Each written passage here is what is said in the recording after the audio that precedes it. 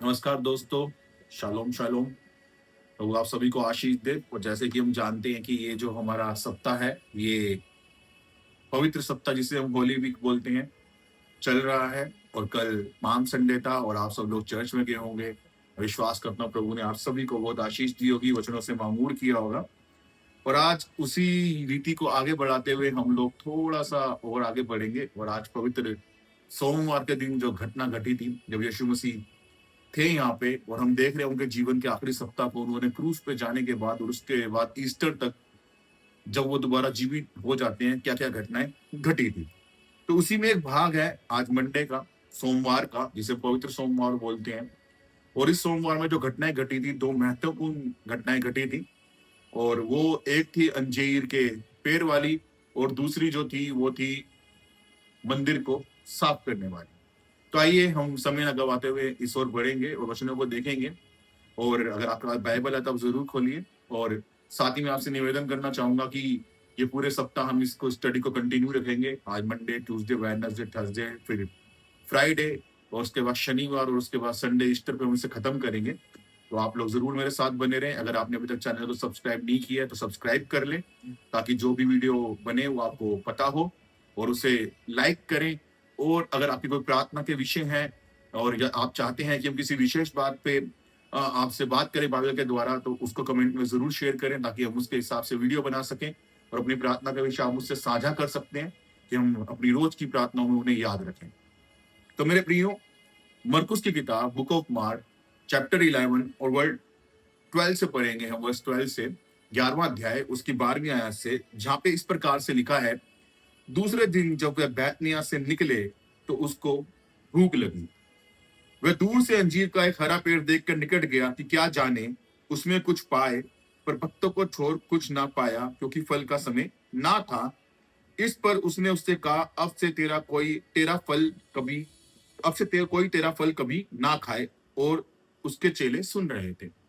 तो हम यहाँ देखते हैं यीशु मसीह जब अभी बैतनिया में प्रवेश ही कर रहा था, सॉरी, बैतनिया से निकला ही था और बढ़ रहा था आगे, तो उसने देखा कि एक उसको भूख लगी थी, वो हंग्री था, वो चाहता कि खाने को कुछ मिले, और अंजीर के पेड़ की ओर वो बढ़ा। मेरे प्रियो, वो सीजन था जहाँ बाइबल यहाँ बताती है कि वो पेड़ हरा भरा था, है ना।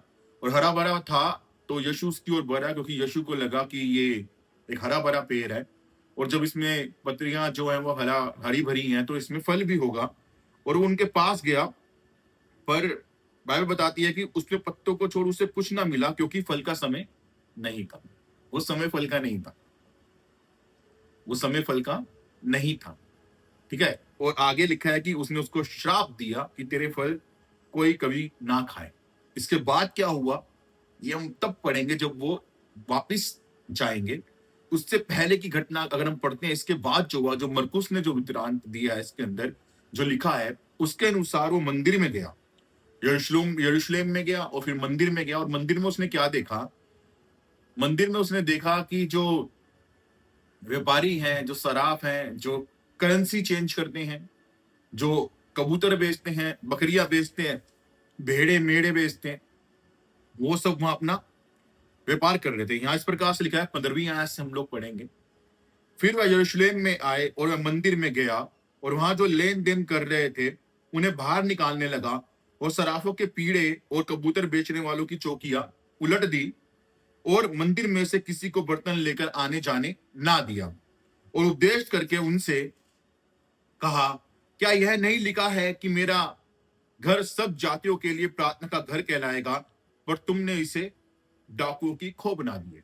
मेरे प्रियो, हम यहाँ जब इस बात को पढ़ते हैं, जो वो मंदिर में गया, तो मैं आपका ध्यान लेकर जाना चाहता हूं उन भविष्यवाणियों की ओर, जब यीशु के मंदिर में जाने के द्वारा वो पूरी हुई, है ना। हम हमेशा पढ़ते हैं कि यीशु क्रूस पे गया तो ये भविष्यवाणी पूरी हुई, ये योजना पूरी हुई, परमेश्वर ने अपनी छुटकारे की योजना को अंजाम दिया, फिर वो जी उठा, तो ये भविष्यवाणियां पूरी हुई। लेकिन मैं आपको बताना चाहता हूं कि यीशु के ज्यादातर कामों में कोई ना कोई बात, कोई ना कोई बाइबल की वो आयत थी जो वहां कार्यवंतित रूप से कार्य कर रही थी। और जब हम पढ़ते हैं कि वो मंदिर में गया, तो मलाकी उसका 3रा अध्याय उसकी पहली आयत में लिखा है कि जिस प्रभु को तुम ढूंढते हो वे अचानक एक दिन तुम्हारे बीच मंदिर में आ जाएगा। अगर आप पढ़ेंगे मलाकी की किताब, उसका 3रा अध्याय, उसकी पहली आयत में ये वृत्तांत है। मलाकी लिखता है कि तुम जिस प्रभु को ढूंढ रहे हो वो एक दिन तुम्हारे बीच में आ खड़ा होगा। कहां पर? वो भी मंदिर में। तो यहाँ पे ये जो भविष्यवाणी थी पूरी हो रही थी, ये प्रोफेसी पूरी हो रही थी कि एकदम अचानक से जिस परमेश्वर को वो उद्धारकर्ता को, जगत को ढूंढ रहे थे, जगत के उद्धारकर्ता को, जिसके विषय में मूसा ने बोला, भविष्यवाणों ने भविष्यवाणियां करी, यशायाह ने बोला, वो अब उनके बीच में अचानक आके खड़ा हो गया। और वो लोग इसे नहीं पहचानते थे, परंतु यीशु जानता था कि ये मेरे पिता का घर है। और उसने देखा कि मेरे पिता का घर जिसके लिए बनाया गया था, जब सुलेमान ने मंदिर का समर्पण किया, आप राजाओं की किताब में पढ़ोगे तो उसने बोला कि कोई कहीं भी क्यों ना हो, परंतु यदि इस मंदिर की मुंह करके तेरी से प्रार्थना करेगा तो आप उस प्रार्थना का उत्तर देंगे परमेश्वर। और परमेश्वर ने उस मंदिर में अपनी आत्मा को, अपने धुएं को भर के इस बात की स्वीकृति दी। तो वो प्रार्थना का घर था। अगर आप यशायाह में पढ़ेंगे उसकी 56 अध्याय और 7वीं आयत में, तो वहां लिखा है कि वहां पे यशायाह बोलता है, क्या नहीं लिखा है कि मेरा घर जो है प्रार्थना का घर कहलाएगा। और यिर्मयाह 7:11 में यिर्मयाह लिखता है कि तुमने इसको डाकुओं की खो बना दिया है। तो ये सब भविष्यवाणियां वहां पूरी हो रही थी, जो लिखा हुआ था वो सब कंप्लीट हो रहा था। और जब कंप्लीट हो रहा था तो यीशु ने जब देखा कि मेरे पिता का घर जो प्रार्थना का घर कहलाना चाहिए था, वहां क्या हो रहा था? वहां लेन देन हो रहा था, वो प्यार हो रहा था। और मंदिर के विषय में प्रभु ने कभी ये आज्ञा नहीं दी। उसने बोला कि जब तुम आओ तो पाप बलि के लिए ये लेके आना, धन्यवाद बलि के लिए ये लेके आना, जब बच्चे को समर्पित करो ये लेके आना, है ना, अन्न बलि के लिए ये लेकर आना। तो होता क्या था कि इजरायली जब मंदिर की ओर जाते थे तो वो ये सब वस्तु अपने साथ लेकर जाते थे। लेकिन रास्ते के जोखिम के कारण, डाकुओं के, लुटेरों के, तूफानों के, ऊंची नीची पहाड़ियों के बहुत सारी जो पशु वो वहां अर्पण करने के लिए लाते थे, पक्षी जो अर्पण के लिए करने के लिए लाते थे, वो नष्ट हो जाते थे, बीमार हो जाते थे। और कई बार लोग अचानक से वहां आते थे, वो नहीं ला पाते थे। तो एक भलाई का काम करने के लिए शायद मंदिरों को याजकों ने, परमेश्वर के दासों ने सोचा होगा कि हम इस कार्य को करें। लेकिन हुआ क्या कि वहां पर कुछ और ही शुरू हो गया। जो चीज 1 रुपए की मिलनी चाहिए थी, अगर एक कबूतर का बच्चा 1 रुपए का मिलता था, तो वहां वो उसे 100 रुपए का बेच रहे थे, 50 रुपए का बेच रहे थे, है ना। पहली बात तो मंदिर परिसर में काम होना ही नहीं था, ये प्रभु की आज्ञा नहीं थी, मंदिर पवित्र था। दूसरी बात कि वो लोग उससे क्या कर रहे थे, 4 गुना, 10 गुना, 100 गुना दाम पे बेच रहे थे और लोगों की मजबूरी का फायदा उठा रहे थे। सेम करेंसी के साथ हो रहा था, क्योंकि उस वक्त जो है लोग व्यापार करने बाहर जाते थे और बहुत से इजरायली थे जो बाहर बस भी गए थे। हम जानते हैं यीशु भी नासरत में बसता था। तो वहां की करेंसी जो होती थी मंदिर की करेंसी से मेल नहीं खाती थी, तो करेंसी एक्सचेंज करते थे, उसका भी जो रेट होता था वो लोगों से बहुत ज्यादा वसूलते थे। तो हो क्या रहा था, वो लोग वहां सेवा भाव से नहीं बैठे थे, वो लोग वहां पे अपने मार्जिन के लिए, अपनी जेबें भरने के लिए बैठे थे। और पुराने इतिहास में लिखा गया है कि जो वहां के याजक थे उनकी भी उनसे साठ गांठ थी, सब करप्टेड हो गए थे। करप्शन वहां फैल रहा था, गंदगी वहां फैल रही थी। और उस गंदगी को साफ करने के लिए जैसे यीशु अपने पिता के घर में आया, जैसा बाइबल में लिखा है मलाकी 3:1 में मैंने आपको बताया कि एकाएक प्रभु आ खड़ा होगा, वो एकाएक आ खड़ा हुआ और उसको क्रोध आया कि मेरे पिता का घर जो प्रार्थना घर था, इन्होंने उसको डाकुओं की खो बना दिया। सेवा भाव तो है नहीं, वो सिर्फ पैसा कमाना चाहते हैं। और उसने क्या किया, वो शराब जो लेन देन कर रहे थे, करेंसी एक्सचेंज कर रहे थे, सब पलट के फेंक दी। सारे पक्षियों को आजाद किया, कपड़े का कोड़ा बनाया, उनको मारा और वहां से भगा दिया। वो मंदिर उसने वहां से साफ कर दिया और उसने उनको चेतावनी भी दे दी कि लिखा नहीं है क्या, और तुम क्या कर रहे हो। और जो भीड़ उसके पीछे थी उनको ये बात समझ में आई। अगर आप यूहन्ना की किताब पढ़ेंगे तो वहां लिखा, उसके चेलों को समझ में आया बाद में कि लिखा है कि तेरे घर की धुन मुझे खा जाएगी। और ये कहां लिखा है, भजन संहिता 69 का 9 अगर आप पढ़ेंगे तो वहां लिखा है कि तेरे घर की जो चिंता है मुझे भस्म कर दे। तो वो जो लिखा था वहां पे यहाँ पे वो पूरा हो रहा था कि वो दाऊद की संतान यीशु वहां खड़ा था, परमेश्वर का इकलौता बेटा वहां खड़ा था। और वो ये उसको अपने पिता के घर की चिंता हो रही थी कि इन्होंने उसे डाकू की खो बना दिया और उसने उन सबको आजाद कर दिया। और अगर हम आगे पढ़ेंगे तो वहां लिखा है प्रधान याजक उससे ढा रखने लगे और उसको घात करने के लिए जो है वो नाश करने का अवसर ढूंढने लगे 18वीं आयत में। और वो ऐसा कर नहीं पाए क्योंकि वे उससे डरते थे, इसलिए कि सब लोग उसके उपदेश से चकित होते थे, क्योंकि वो सही कर रहा था ना। आम जनता जब वहां सामान लेने जाती थी, आम जनता जब मंदिर में पहुंच जाती थी, उन्हें लगता था चलो मंदिर जा रहे हैं, वहां वो लोग हैं, वो प्रभु का भय मानते होंगे, वो तो 24 घंटे परमेश्वर की उपस्थिति में रहते हैं, वही काम करते हैं। लेकिन नहीं, परमेश्वर का भय उनमें नहीं था। वो तो ये सोच के जाते थे, पर होता क्या था कि जो मंदिर पहली बार जाते थे अपने पिता माता पिता के बाद, जब बच्चे अडल्टहुड में आते थे, अकेले आते थे, तो उन्हें हैरानगी होती थी कि ये चीज जो मेरे वहां 10 रुपए की मिल रही है, ये 100 रुपए की, 200 रुपए की मांग रहे हैं मेरे से। तो उनका दिल दुखता था। और जब उनका दिल दुखता था, तो इसलिए जब यीशु ने ये उपदेश दिया, उन चीजों को हटाया, तो वो समझे कि ये जो है ये सही कर रहा है, ये गलत नहीं कर रहा है, ये परमेश्वर के वचन के अनुसार कर रहा है। और वो लोग उसके साथ रहते थे, इसलिए प्रधान याजक और याजक जो थे उस पे हाथ डालने से डरते थे। लेकिन यहीं पे परमेश्वर की योजना भी कार्यान्वित हो रही थी। यीशु के क्रूस पे जाने का जो मार्ग था वो तैयार हो रहा था, क्योंकि जैसे ही यीशु ने कदम उठाया तो क्या हुआ, प्रधान याजक और फरीसी और शास्त्री वो और अग्रेसिव हो गए यीशु को लेके, और उसको नाश करने का अवसर ढूंढने लगे। हालेलुया। तो मेरे प्रियो, यहाँ आप देख रहे हैं कि परमेश्वर, बाइबल कैसे सटीक रूप से बताती है कि परमेश्वर की योजना कैसे पूरी हो रही थी, है ना। यीशु ने एक कदम और आगे बढ़ाया, और वो एक कदम जो उसने आगे बढ़ाया वो उसे क्रूस के और करीब ले जा रहा था, क्योंकि वो लोग और दुश्मनी और बैर उससे रखने लगे थे।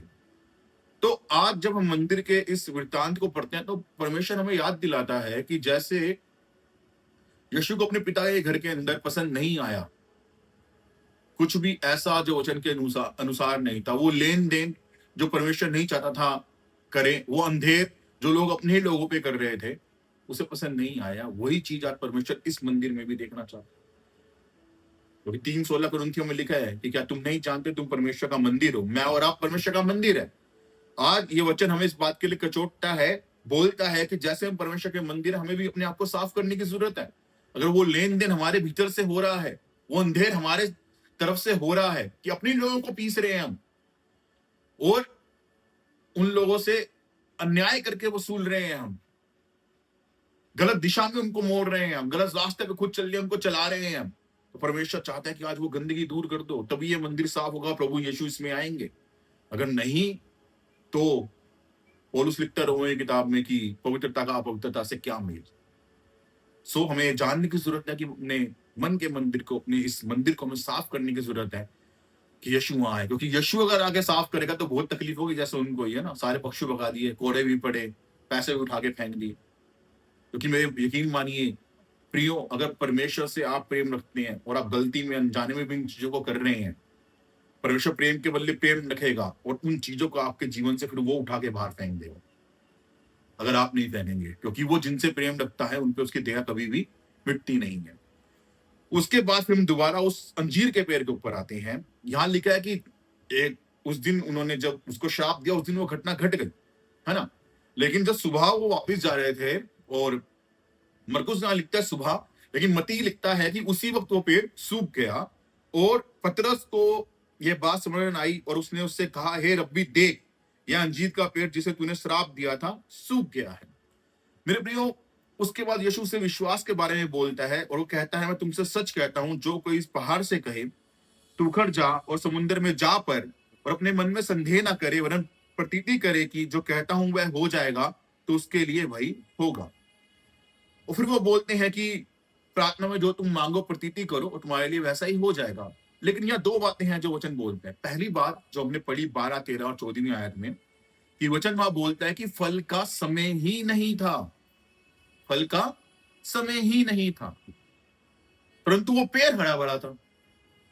क्या समझते हैं इससे मेरे प्रियो? से मैं आपको फिर बताता हूं यहाँ प्रभु क्या कहना चाह रहा है। एक तो वचन संहिता 1 ने लिखा है कि जो पेड़ बहती नालियों के किनारे लगाए जाते हैं वो सदा हरे भरे रहते हैं। वो हरा भरा पेड़ था, तो वो पेड़ ये दिखावा कर रहा था उसके अंदर फल है ना। उसके हरे बड़े पत्ते देख के लोग समझते थे उसके अंदर फल है, क्योंकि जब फल का सीजन नहीं होता तो पत्ते भी मुरझा जाते हैं, लेकिन वो हरा भरा था तो लोगों को लगता था फल है। यीशु को भी वही लगा और उसके पास गया, फल नहीं पाया। तो यहाँ पहली बात परमेश्वर ये बोलता है कि अगर फल नहीं है तो दिखावा नहीं करना, क्योंकि अगर परमेश्वर आ गया और फल नहीं मिला तो वही हाल हो जाएगा जो अंजीर के पेड़ का हो। उसी तरह वो बोलेगा कि तुम्हारा फल फिर किसी को ना दिखे, वो सूख जाएंगे। नष्ट हो जाएंगे। दूसरी बात कि अगर हम यीशु के किनारे लगे हुए हैं तो फल लाना अवश्य है। वो कहता है अगर तुम्हारी कैपेसिटी है, तुम्हें वरदान है, तो फल को लेकर आओ। याकूब बोलता है जो भलाई करना जानता और ना करे उसके लिए वो पाप गिना जाएगा। अगर आपको फल पता है कैसे लाना है और आप नहीं ला रहे हो परमेश्वर में, तो वो आपके लिए पाप गिना जाएगा। और यूहन्ना 15 में हम पढ़ते हैं, वो बोलता है कि मैं दाख लता हूं, है ना, और तुम उसकी डालियां हो। अगर तुम फल नहीं लाओगी तो मेरा पिता तुम्हें काटेगा और आग में झोंक देगा। वही बात यहां पे हो रही है। अगर आप फल नहीं लाएंगे, मैं फल नहीं लाऊंगा, तो हम आग में झोंके जाएंगे। और अगर फल नहीं है हमारे अंदर तो दिखावा नहीं करना, हरा भरा बन के नहीं खड़ा रहना, नहीं बहुत फल है ना, दिखावा नहीं करना, झूठा नहीं बनना, क्योंकि वो पेड़ झूठा दिखावा कर रहा था, तो प्रभु ने उसको नष्ट किया। तीसरी बात ये वचन जो मैं यहाँ पे बोल रहा है, वो ये बोल रहा है कि विश्वास करो, विश्वास करो। और ये पेड़ की तो क्या ही बिसात है, क्या ही औकात है। तुम्हारे सामने कितना बड़ा भी पहाड़ खड़ा क्यों ना हो, तुम्हारे सामने कितनी बड़ी मुसीबत खड़ी क्यों ना हो, कोई बीमारी खड़ी क्यों ना हो, कोई व्यक्ति खड़ा क्यों ना हो, कोई ताकत खड़ी क्यों ना हो, लेकिन तुम यीशु मसीह के नाम से जब उसको बोलोगे कि जा और समुद्र में जा पड़, तो वो चली जाएगी। हालेलुया। क्योंकि यही वो बता रहा था विश्वास के बारे में। इस पहाड़ को ही बोलोगे उखड़ के जा, समुद्र में लग जा, तो वो लग जाएगा, है ना। मूसा ने लाठी मारी, उसने विश्वास किया, परमेश्वर ने बोला उठा दे लाठी, और क्या हुआ, समुद्र दो पार हो गए। और यीशु मसीह आज कल युगान युग एक सा परमेश्वर है, इब्रानियों 13 में लिखा है। तो वही सामर्थ्य में वो आज भी काम करेगा, यदि आप विश्वास करेंगे, प्रतीति करेंगे प्रार्थना में जो मांगेंगे। तो समय आपके हिसाब से नहीं होगा, शायद ऊपर नीचे होगा। थोड़ा बिहार जंगल से 40 मूसा को भगा दिया मिस्र देश से, जंगल में पहुंचा, राजकुमार चरवाहा बना, है ना, भेड़ बकरियां चढ़ाई। फिर परमेश्वर ने 40 साल बाद वापस बुलाया। कुछ सिखा रहा था परमेश्वर उसको, चरवाही सिखा रहा था परमेश्वर उसको, क्योंकि जब वो राजमहल में था तब वो राजा था, हुक्म चलाना जानता था, राजकुमार था, गुलामी करवाना जानता था। लेकिन अब वो प्यार करना सीख रहा था, वो भेड़े चलाना सीख रहा था। इसी तरह हो सकता है वो कहता है कि तुम प्रार्थना में जो कुछ मांगो तो प्रतीति करो, तुम्हारे लिए हो गया, तुम्हें मिल जाएगा। क्यों? क्योंकि समय परमेश्वर का होगा। थोड़ा सा बियाबान से जाना पड़ेगा, है ना, थोड़ा सा कांटों में चलना पड़ेगा, थोड़ा सा आग में झुलसना पड़ेगा। लेकिन याद रखिए कि वो भट्टे में डाले हुए तीनों के साथ भी यीशु था, और 40 साल इजरायलियों के साथ भी जंगल में यीशु था। तो वो आपके साथ रहेगा, छोड़ेगा नहीं, त्यागेगा नहीं वो परमेश्वर आपको, लेकिन विश्वास करना है। तो ध्यान रखिए, जब मंदिर का वृत्तांत हम पढ़ते हैं, अपने आप को क्लीन करिए, परमेश्वर के ग्रहण योग्य बनिए। और अगर हमसे ये नहीं हो रहा तो पवित्र आत्मा से सहायता मांगिए, क्योंकि आपको और मुझको एक सहायक दिया गया है इन कामों को करने के लिए। और उसके बाद फल लाने की कैपेसिटी है तो फल को लेके आइए, रुकिए मत। आप जानते हैं आप कर सकते हैं, आप नहीं कर रहे, तो यूहन्ना 15 के अनुसार जो डाली नहीं फलती है उसे काटा जाएगा और आग में झोंका जाएगा, और जो फल लाती है उसे काट छाट के और उपयोगी बनाया जाएगा। और अगर आप हरे भरे नहीं है, फल नहीं है, तो दिखावा नहीं करना किसी और की, उसमें आके किसी और का गाल लालच अपना चाटा मार के मुंह लाल नहीं करना है। वो पेड़ दिखावा कर रहा था, अंजीर का हरा भरा था, लेकिन फल नहीं था। यीशु को गुस्सा आया, बोलते हैं ओके सर, बाय बाय, आपका जीवन खत्म, कोई आपका फल नहीं खाएगा, और सूख गया। उसके बाद आखिरी में विश्वास में जो मांगे प्रतीति कर लो, और पहाड़ टल जाएंगे, ना तो बल से ना शक्ति से, प्रभु की आत्मा के द्वारा। तो ये आज का था। कल की स्टडी में हम फिर से जुड़ेंगे, कल फिर से वचन आपके सामने आएगा। चैनल को मैंने फिर जैसे का सब्सक्राइब करिए ताकि वीडियो की अपडेट आए, लाइक करें और कमेंट्स करें अपने प्रार्थना का विषय, या आप चाहते हैं हम जिस विषय में वचन के द्वारा आपसे बात करें। प्रभु आप सभी को आशीष दे। Shalom shalom.